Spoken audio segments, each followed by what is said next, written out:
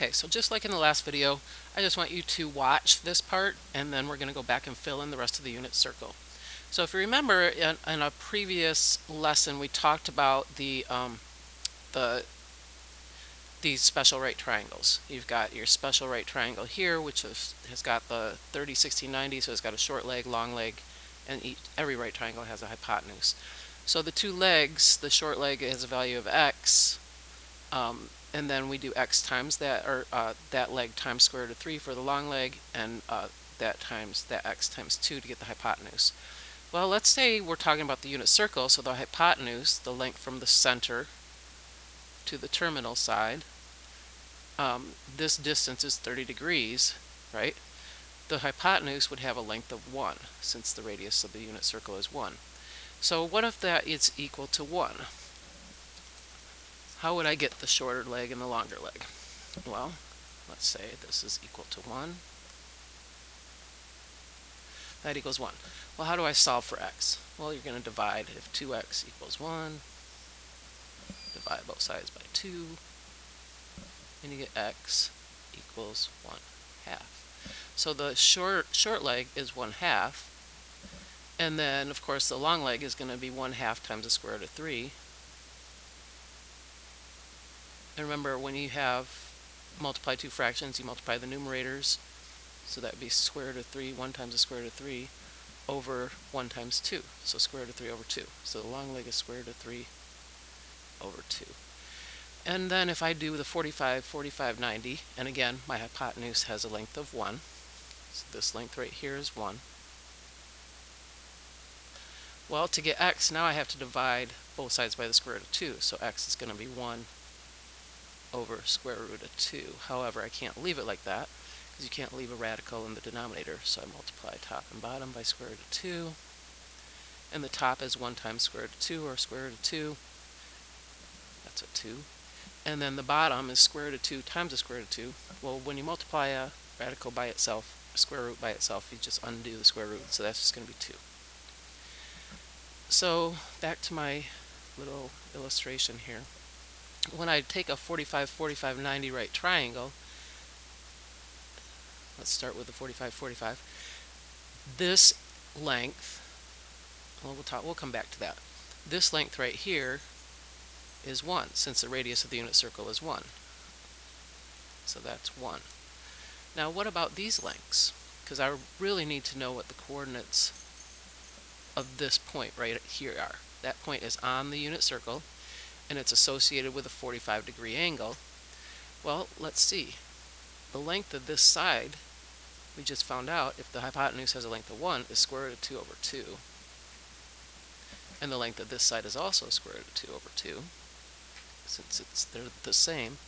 Which means if I travel from here to here, and I want that x value, because that x value is going to be the x value at my point, that means the x value has to be this, square root of 2 over 2. So my x value is square root of 2 over 2. What about the y value though? How far do I go up? Well, it's the same distance since those legs are equal, so it's square root of 2 over 2. So let's take that a little bit further and put the triangle, same triangle, only now we're in the second quadrant. Well, if you remember when we talked about the signs in the first quadrant, those are always positive. Whoops, what did I just do? I've never seen that happen before. Okay, so these are both positive, but in this quadrant you've got negative, positive, and remember this is negative, negative, and this is positive, negative. So if I take the same triangle, this is still 1, this is still square root of 2 over 2, and both of these lengths are square root of 2 over 2.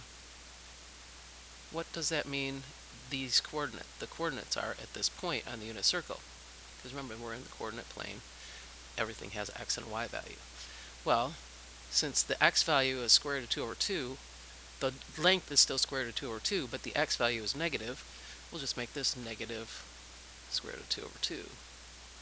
But the y value is still positive, and the length is still square root of 2 over 2 again. So in this quadrant, my coordinates are negative square root of 2 over 2 and positive square root of 2 over 2. Well, what's going to happen down in the third quadrant then?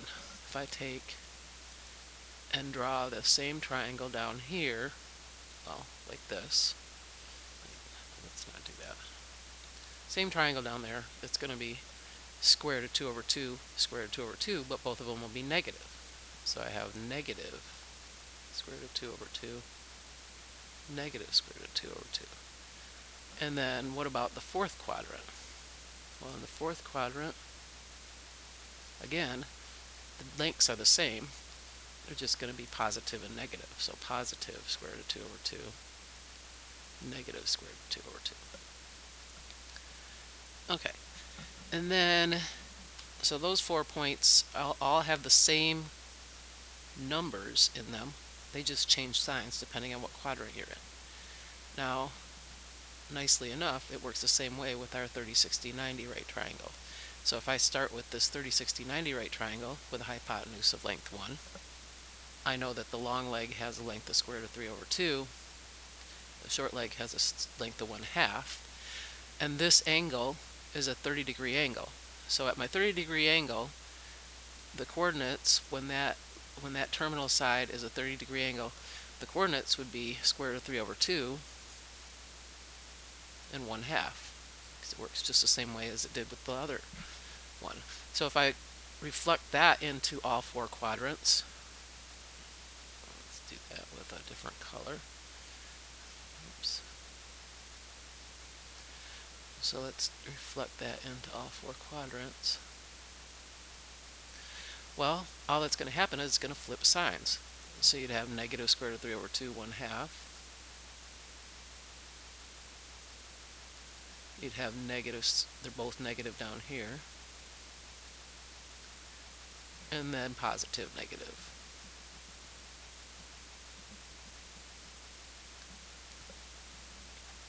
Okay, and now let's do the last angle. I'm going to erase some of this. I'm going to move this triangle and put this one in that first quadrant. So now I've got a different angle for my terminal, or where my terminal side ends, because that's now a 60-degree angle, which means that this length is the 1/2, my x length, and my y length is square root of 3 over 2. So notice you're just flipping those two around when you go to the 60-degree angles. So it's 1/2 square root of 3 over 2. And when you reflect those through the 4 quadrants, you of course get negative, positive. That should be a straight line, but it's close enough. Negative, negative, positive, negative.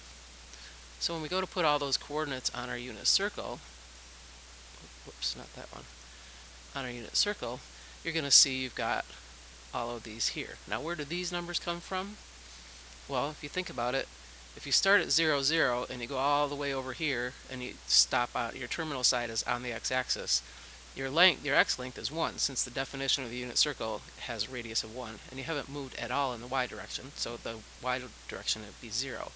Then this would be 0, 1, negative 1, 0, 0, negative 1. So again, fill in your blank unit circle and have that ready, because we're going to try a couple problems now. So stop the video, fill it in, and then come back. So what if I have to find the coordinates of the point where the terminal side of a 330-degree angle intersects the unit circle? Well, here's your 330-degree angle. These are the coordinates. So that would be your answer. Square root of 3 over 2, negative 1/2. Square root of 3 over 2, negative 1/2. So go ahead and stop the video, try these 2 problems, and then come back. Okay, we're going to find the coordinates of the point where the terminal side is at 5 pi over 4 radians. 5 pi over 4, let's see, there's 3 pi over 4, there's 5 pi over 4. Remember, the angles are on the inside. Radians or degrees would be angles. The coordinates are always on the outside. They have an x and y value. So this would be my answer. Negative square root of 2 over 2, negative square root of 2 over 2.